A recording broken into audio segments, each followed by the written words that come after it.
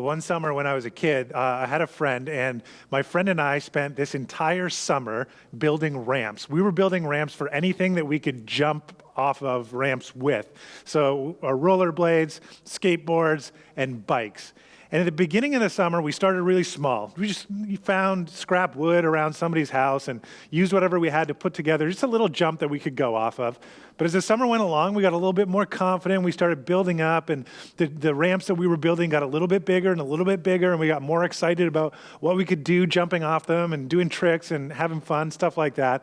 So we get to the end of the summer, and we kind of been building up, and we built the biggest ramp that we had built the entire time. It was huge, and we were super excited.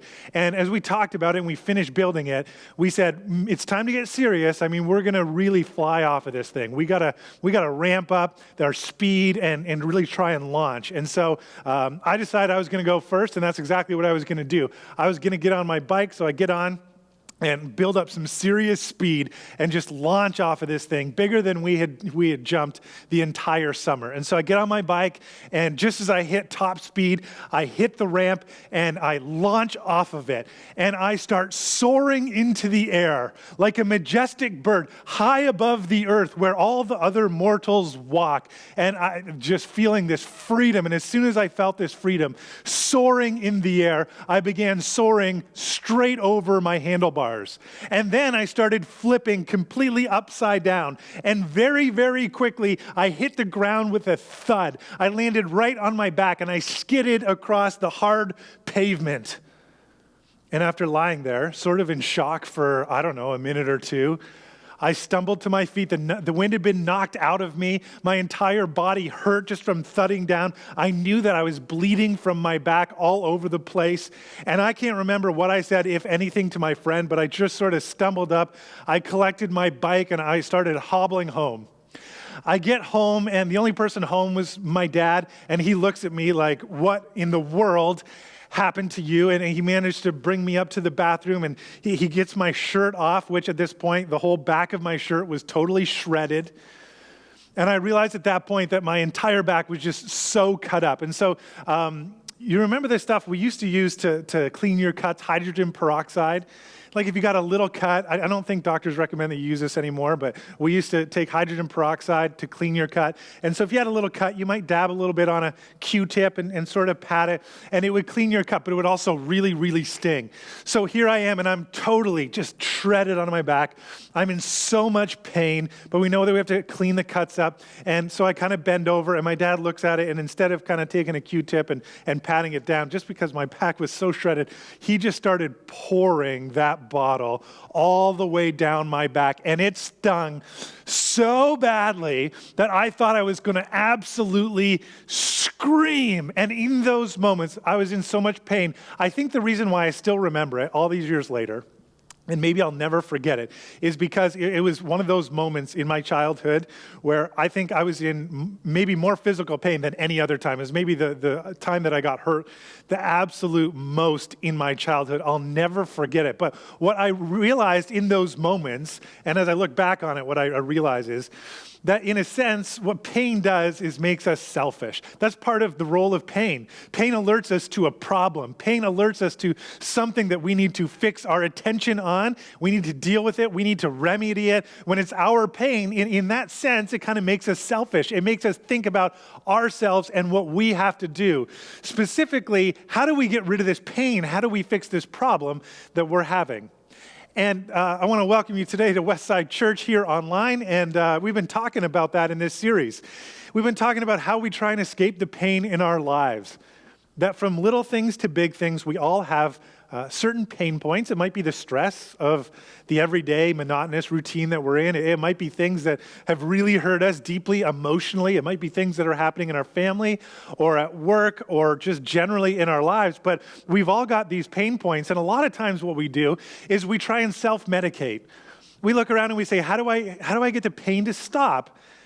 And there's healthy ways to address that. And we've talked about some of the unhealthy ways that we try and address the pain in our lives just to make it go away. How do I get something to take care of the pain that I'm experiencing now so that I'm not experiencing it anymore? And that looks different for all kinds of people. It could be that we go to things like food or shopping to escape, things that maybe in the short term make us feel better, and we try and use those to help forget our pain. It could be drinking too much or smoking too much. It could be trying to escape into a reality that doesn't exist through pornography, or just binge watching TV hour after hour after hour, or way too many video games because we don't want to face our lives. It could be even things that seem somewhat harmless at the beginning, like working too much. But we start to work because we don't want to face some of the things that are happening at home maybe. But all of us have these sort of ways that we try and escape. We try and do things that get our mind off the pain. And today what I want to turn our attention to is the fact that for many of us, the pain that we feel, it isn't just our pain that happens to us on our own, but it's relational. And the fact that our pain oftentimes comes from things that other people have done to us, and we have to admit that we've hurt other people and we've caused them pain. And we don't just experience this kind of stuff on our own in isolation, but oftentimes it's very relational. There are people who have maybe betrayed us or manipulated us or abandoned us or abused us, and we have started to carry around some of that pain because of it. And again, it works both ways. We know that we have often been the person, maybe we didn't even intend to, but we've done that to other people. And the problem is, whether that's happened, again, because of something that's going on in your marriage or at work, somebody that you work with or that you work for, maybe it's friends or family members. Maybe it's people that you interact with somewhere out in life. But whatever the case is, if we don't resolve those issues in a healthy way, they start to manifest themselves in anger, in bitterness, and in judgment. And those are things that so many of us carry around, and things that are really dangerous for our souls and for our relationships. And so today, we are finishing up our series that we've been calling Escape, and we've been working through the book of Jonah in the Old Testament of the Bible. Today, we're going to be in Jonah chapter 4, and we're going to start to see why it is that Jonah, who is the prophet we've been following around, really didn't want to do what God told him to do. So a quick recap of the story. God had told Jonah, a prophet, to go to the people of Nineveh, who would have been Jonah's enemies. The people of Israel and the people of Nineveh, or the Assyrians, were enemies. The Ninevites were known to be a violent people. They were famous for the way that they tortured other people and hurt other people. And Jonah didn't want to go there, and so he turned and he went the opposite direction. He got on a boat. But then there was a big storm, and everybody throws him out of the boat, and Jonah, it looks like he's dead and he's a goner, but God appoints a fish to swallow him up, spit him out. The story restarts, and Jonah goes to Nineveh, where he was supposed to go.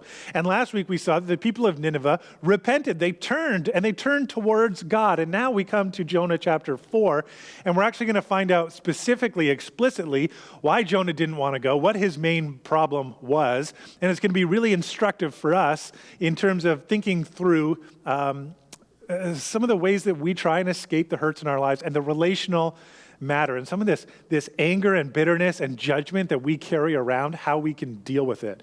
So Jonah chapter 4, I'll start reading in verse 1. It says, "But it displeased Jonah exceedingly."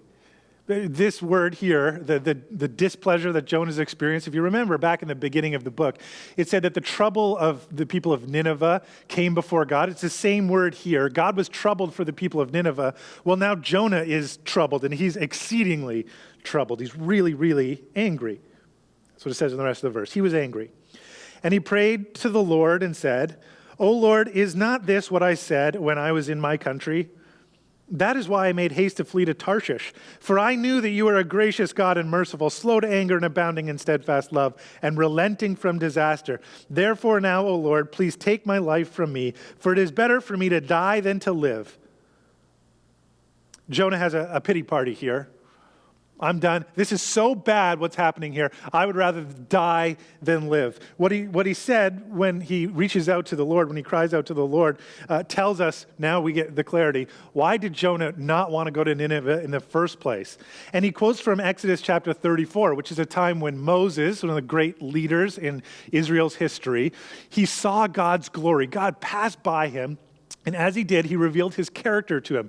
And this is a quote from God's character, that he is gracious God and merciful, slow to anger, abounding in love and steadfast love, and relenting from disaster. And Jonah now says, here's why I never wanted to go. I was afraid that you were merciful. And I was afraid that you were going to be merciful to people I didn't want you to be merciful towards. See, Jonah wants the people of Nineveh to get what they deserve, to get punishment, to get paid back for all the cruelty and all the violence that they had perpetrated against his people. God, we read this and we think, oh, this is great. God is merciful. He's abounding in love and he's gracious. This is so good. This is the way we want God to be. Well, it is the way that we want God to be towards us, but not always towards the people who have hurt us. And that's where Jonah is. The way I feel is I was afraid that you were going to forgive these people. I've heard about that. I've read about that in the Bible. And I actually thought that maybe that would be what happened. This quote, if you go on in Exodus 34, what you actually read is that it also says, but God, he just won't let things go. He's also going to bring punishment. But that is not part of the quote here for Jonah. Jonah's going, I was afraid of this, that you're more loving than you are punishing, angry. I was worried that we would see more of your love and your grace and your forgiveness than the punishment, because I believe those people need to be punished. And in verse 4, amazing question, the Lord responds to Jonah. The Lord said, do you do well to be angry? How's this going for you? How's it working out for you, Jonah, to be angry? Is it right for you to be angry? Man, it's a tough question. Because when you're dealing with someone who's really hurt you, that is what you feel you ought to be. I deserve to want justice, and I want this to be fixed, and I want them to get what they deserve. I want them to hurt the way that I hurt. That's the way I feel deep within me. God goes, is this doing you well? How's this working out for you, Jonah, to be angry, to carry around this anger? Is it doing you any good? So let me ask you today, because I think a lot of us, we've got this, maybe in a small way or a big way in our life. We're carrying around anger or bitterness or judgment. There's something that other people have done to us, and we don't want to let it go. We want them to get what they deserve. We want them to hurt too, if we're really honest and we go deep down. And I want to ask you too, is it doing you any good to be angry or bitter or judgmental? When we wish harm on others, we hang on to harm for ourselves. I think that's just the reality. Yeah, I know, because it feels like we want it's right for me to want this justice and for them to be paid back. They shouldn't just get off the hook. But when we hang on to harm for others, we're actually hanging on to it for ourselves too. When I'm wishing that upon someone else, it means I'm carrying around things that are poisonous for my soul. That this anger, this bitterness, this judgmental attitude that I have isn't good for me. It's not good for them, but it's also not good for me. And when that stays in our hearts and in our souls, we stop and ask, is this good for you? Is this giving you more peace? Is it giving you more rest? Is it giving you more joy? Is it increasing love in your life? Is this making life better for you and for people around you? Does it do well for you to continue to be angry or bitter or judgmental? Even though that's part of you feels like that's how you should feel and what is right, is it actually good? That's a tough question for us to really ask ourselves and to say, man, I got to come to terms with that. Maybe I need to change the way I'm thinking about other people, thinking about those who have hurt me, thinking of those who continue to hurt me for their sake and also for my own sake. So now we continue to read in verse 5, and we get kind of God gives an illustration, a really tangible picture. It says that Jonah went out of the city and sat to the east of the city and made a booth for himself there. He sat under it in the shade till he should see what would become of the city. So we kind of have this idea that, Jonah, he'd really been hoping that people are going to get punished in Nineveh, not forgiven, and he goes and he finally does what God tells him to do. He preaches a sermon. He comes out of the city on the other side, and he sits there. And I almost see this like the Grinch who stole Christmas, right? The Grinch comes in, he steals all the presents and all the decorations of the Who's in Whoville, and he goes up to his mountain, and Christmas morning comes, and he's kind of looking over it, and he's hoping that he's going to see everybody comes out, and they're miserable because Christmas has been stolen. But instead, the Who's come out, and they're singing and dancing, and it turns out that their joy doesn't come from the presents and the decorations and all the rest of it. They can still be joyful.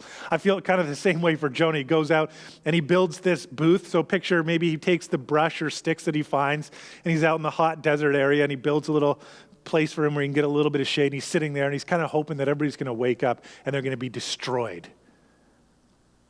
But of course, we know that's not what happens. He's sitting there, and he's waiting to see that happen, but it didn't happen. In verse 6 says, now the Lord God appointed, that's an important word. We've seen that word appointed a couple times. God appointed a fish to swallow up Jonah and spit him out, to actually bring him back to the land of the living. Now God appoints a plant. And he made it come up over Jonah, that it might be a shade over his head to save him from his discomfort. So Jonah was exceedingly glad. Remember just a minute ago, he was exceedingly mad at all that was happening and that God was forgiving his enemies. Now he's exceedingly glad because of the plant. But when the dawn came up the next day, God appointed a worm that attacked the plant so that it withered. When the sun rose, God appointed a scorching east wind, and the sun beat down on the head of Jonah so that he was faint. And he asked that he might die and said, it is better for me to die than to live. But God said to Jonah, do you do well to be angry for the plant? And he said, yes, I do well to be angry enough to die. Okay, so Jonah's sitting out here in this little hut that he's created for him, and God appoints a plant to grow up, probably a castor oil plant, a big plant, and it gives him shade. Now, for those of us who are here in Hamilton or near Hamilton, we are coming through a couple of months of winter, Canadian winter that we've been enduring. It's been cold, at times dark, a lot of snow recently. And some of us go, man, if I could escape to somewhere right now that was hot and sunny, if I could feel the hot sun on my face, I would love that. That would be a dream. This is a part of the world where the sun is dangerous. It gets so hot, you see that Jonah is faint. Like if you don't have enough water and you don't have enough shade, you can't get out of the sun. This is a life and death matter in this part of the world. And so Jonah's out here and all of a sudden, it's hot, but God appoints this plant and it covers him, it gives him shade. He's cool enough, he's okay. Then God appoints a worm and it withers. And so now his shade is gone and he appoints the scorching east wind. Again, when that happens, this is a time where people got to be really careful because you could totally dehydrate, get sunstroke. You could die from the heat and the sun out there. And so now it's beating on him and he's so upset. He was so glad that he had the mercy of this great plant that was giving him shade. Now it's taken away from him. And of course, he's pity party again. It's better for me to die than to live. But God says, do you well to be angry for the plant? Like, do you have a right to be angry about this plant? And he says, yes, I do well to be angry enough to die. That was my plant. That was my preservation. That's what I needed. And God's basically asked him, should you care so much about this plant? And he's, yes, because this was a mercy that I accepted. I was so grateful for this, and now I'm mad that it's gone. In verse 10, the Lord said, you pity the plant for which you did not labor, nor did you make it grow, which came into being in a night and perished in a night. Jonah, this is a gift for you. You didn't do anything to plant this thing. You didn't water it. You didn't take care of it. It just grew up, and it was good for you, so you were exceedingly glad to receive it. And should not I pity Nineveh? Shouldn't I be compassionate for Nineveh, the great city, in which there are more than 120,000 persons who do not know their right hand from the left, and also much cattle? Jonah, if you understand the great value of grace to you, why can't you offer it to them? When I'm merciful to you, I give you this plant. You're exceedingly glad. But when I offer the same grace, the same life to your enemies, you're exceedingly mad. Shouldn't I be concerned for these people?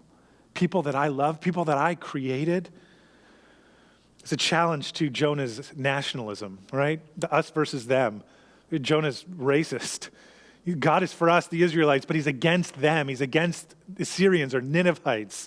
He's on our side and he's against our enemies. That's a very dangerous thing for us. When we have this ideology that God is for me and against other people, we see in the world on small stage and big stage how people can justify doing just about anything to somebody else because God is for me and he's against them. We could justify wars. We can justify violence. We can justify hurting other people. We can justify exclusion. We can justify just about anything if God's on our side. If we think God's on our side and he's against the people that we're against. And that's a big message here in the book of Jonah. Hey, Jonah, maybe God is actually for not just you, but for them. Maybe he's trying to break down those walls. We see that very clearly in the ministry of Jesus and in the New Testament, that this idea that everything culminates in one people group, it now goes out to the entire world, all nations, all people. God is for everyone. It's this obliteration of an idea that we could put God in our back pocket and be nationalistic or racist or, again, last week we talked about some of the isms, all these isms that tear us apart from other people that aren't like us. Jonah's exceedingly glad to receive God's mercy. He's exceedingly mad to extend it. And God's perspective is different. At the end, he says, shouldn't I pity, shouldn't I have compassion on Nineveh? All these people who don't know their right hand from their left hand. That's a powerful idiom. These people, you think they're just cruel and they're violent, that they're terrible people. You've labeled them that. But right hand from left hand, maybe that means that these are people who are trapped by their troubles and don't know how to escape them. Oh, by the way, just like you, Jonah. Just like you who tried to run away from God. Just like you who are trying to escape your troubles and the things, and you did it wrong. Well, maybe these people, they're actually the same way. You think they're terrible, horrible people. Maybe they're people who have just been so stuck. They're looking for a way for escape. Maybe their violence, their cruelty, they didn't just wake up and say, we're going to be terrible, awful people. Maybe it comes from deep pain in their lives and in their history and in their ancestral lines that now has culminated in this. And when I read that, I can't help but think of Jesus. When he was being crucified on the cross, they nailed him to a cross. And what did he pray as he looked out on the people that were doing that violence to him? Father, forgive them. They don't know what they're doing. These are people who feel so trapped. They're so stuck in a certain way of living and in their pain and in a world that is us versus them and dog eat dog and get what you deserve and give other people what they deserve. They don't even know what they're doing. And Jesus' prayer is that they would see a whole different way that's not retaliation, but his mercy, his grace. God, forgive them. They don't know what they're doing. These people, they don't know their left from their right. They can't see a way out from their troubles. They can't find a proper escape. And so just like you were trying to escape in an unhealthy way, so are they. But Jonah, you're exceedingly glad to receive mercy, but you're exceedingly mad to extend mercy. Mercy is for all, or mercy is not mercy at all. What a powerful message in the book of Jonah. If you receive that mercy, you also have to be ready to escape it. That's what happens. And that is, I think, part of this powerful message and powerful message of Jesus is we need to break this cycle of retaliation. Hurting people hurt people. When we're hurt and we don't know how to escape that kind of way of living, we end up, one way or another, that kind of piles up and we end up hurting other people. And other people, it's the same thing. We don't realize sometimes, but people don't just wake up and say, oh, I'm going to hurt you today. I'm going to do something really bad. I'm going to blow up our family. I'm going to make life hard for you. I'm going to say terrible things about you. But the reality is that hurting people hurt people. It's people that they don't know their left from their right. They're trying to escape their own struggles and problems. Just like we are. How do we get out of this pain? And unfortunately, so many people, we use retribution. Well, if I'm hurt, other people should hurt. And maybe that's not even a conscious thought. It's just how things get worked out. Douglas Stewart, an Old Testament scholar, does a lot of work in the prophets. And as he concludes his work on Jonah, the book of Jonah, he says in those last verses, we see a pretty sharp cutoff. We don't know how Jonah responds. We kind of have to imagine, does Jonah say, God, you're right. Man, I need to offer mercy to everybody, even if it's really hard. Or does he continue to throw a pity party? Does he stay out in the desert? And Douglas Stewart says, the audience is left with a choice. To copy Jonah's embarrassing and ridiculous hatred of his enemies, or to see the world as God sees it, a world greatly in need of mercy. And that's our question too. Is it doing us any good to continue to be angry? And to want to retaliate, to give other people what they deserve, to carry around anger, bitterness, judgment? Should we imitate Jonah? Because he's miserable. By the end of it, even though this mercy's been poured out on these people, he's so miserable, he keeps saying to God, I'd rather die than live this way. I'd rather die than see mercy extended to my enemies. Is that going to do us any good? Or are we ready to change and show mercy? Now, that's all well and good, but we live in the real world. And we might come to the conclusion, yes, if I've received mercy, I need to extend mercy, but we have some objections that'll come up.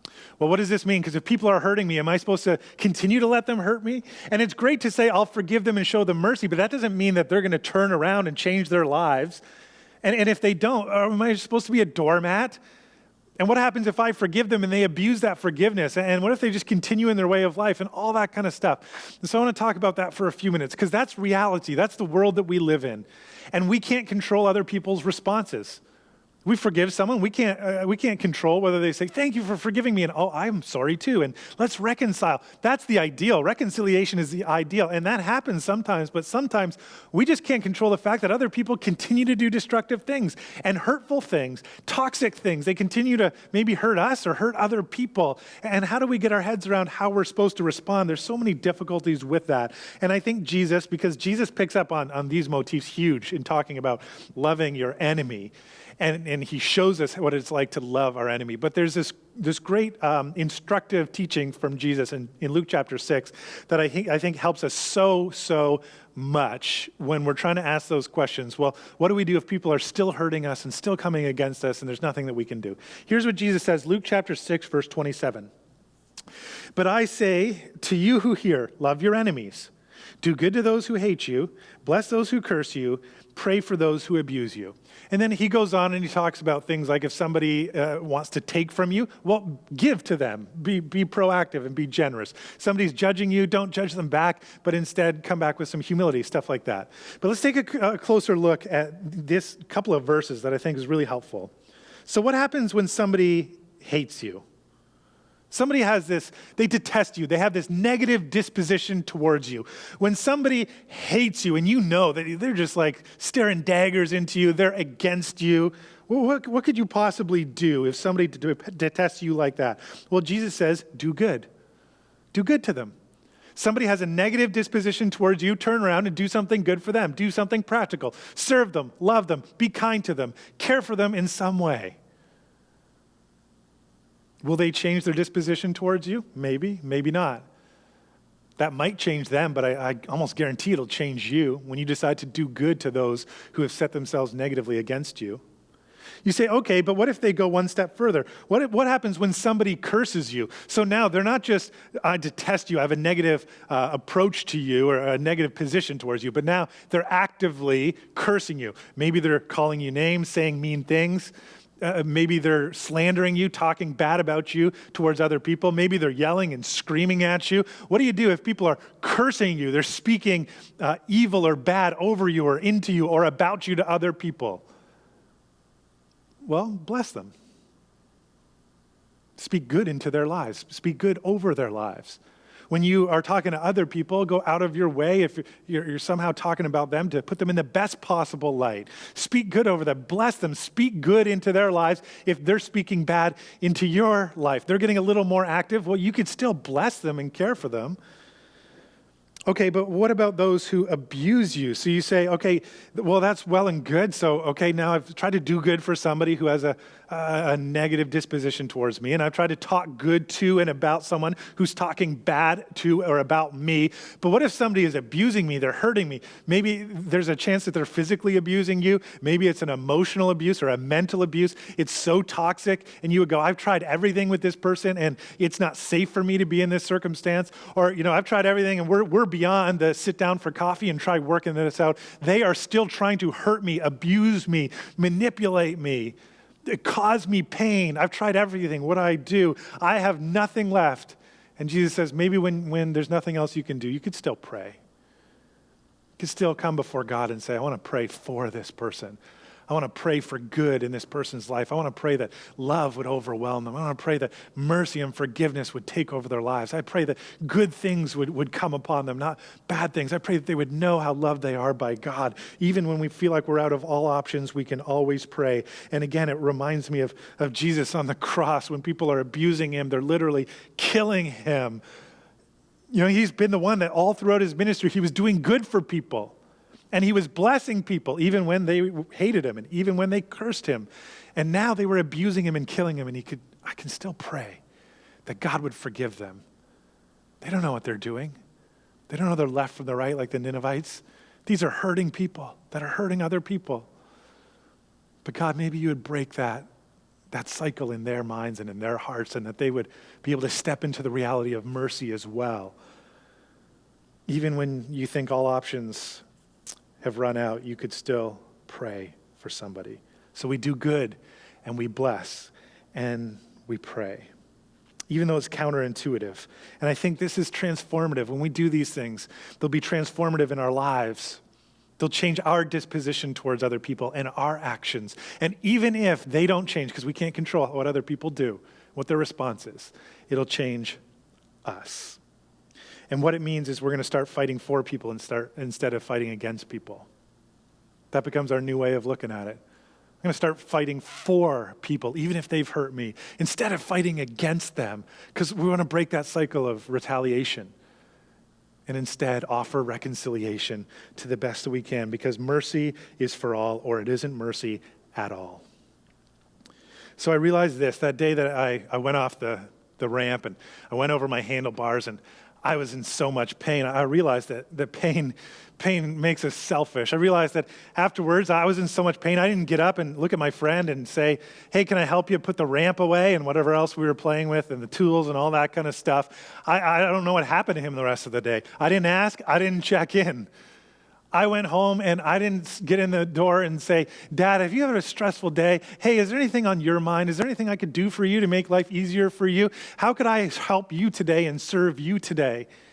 I didn't do any of that. Pain, it just made me selfish. It was all about, how do I relieve this pain? How do I figure out my situation? And luckily there were people who were there for me, but this makes me think that, when we look around, it's not as obvious as somebody flipping over their handlebars, but all around us, every day, there are people who have flipped over their handlebars in life, hurting people. And we may not have seen it. It may have been ages ago that they were hurt. It may have been recently, but it's rarely obvious in people's lives. We oftentimes don't know what they've been through, where they've been hurt. And we might look around and say, that person seems selfish, they seem destructive. They've hurt me, they're hurting other people. And we just want to make sure that they get punished and they get paid back for what they've done to us.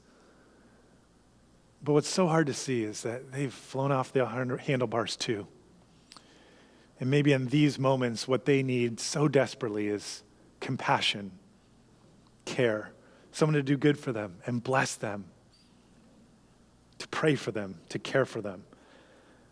And maybe if we understood that more and more, we would realize that it's time for us to stop fighting against people and start fighting for people. Because after all, that's exactly who God is and what God does. Heavenly Father, thank you so much that you've loved us so incredibly, that despite our shortcomings, despite the way that we've hurt you, ourselves, other people, you show us mercy. God, help us to be people who accept that mercy so deeply that we have really no other option but to know that we extend that mercy as well. Help us to do good to people. Help us to bless people. Help us to pray for people. Help us to fight for people who need mercy so much and not against them. And God, as that message just rests deep in our hearts, we pray that it be extended to the world around us and we would see your kingdom coming more and more in our families, in our marriages, in our friendship circles, in our extended families, in our community, and in our world. And we pray in Jesus' name, amen.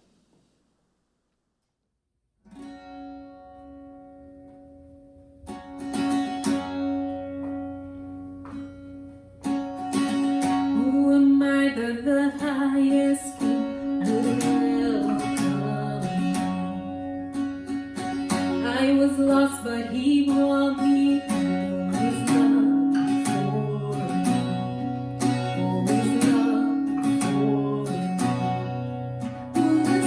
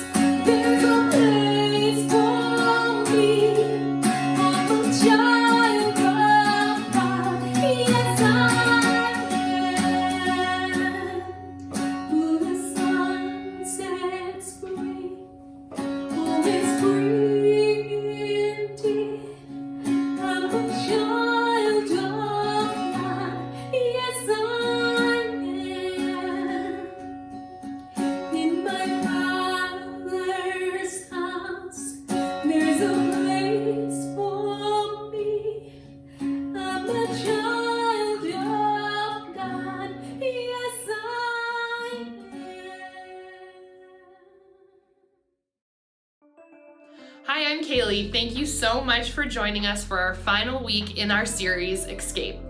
It has been a deeper look into the book of Jonah, and it has been so great to see how God shows up for us when we are feeling overwhelmed or just want to run away.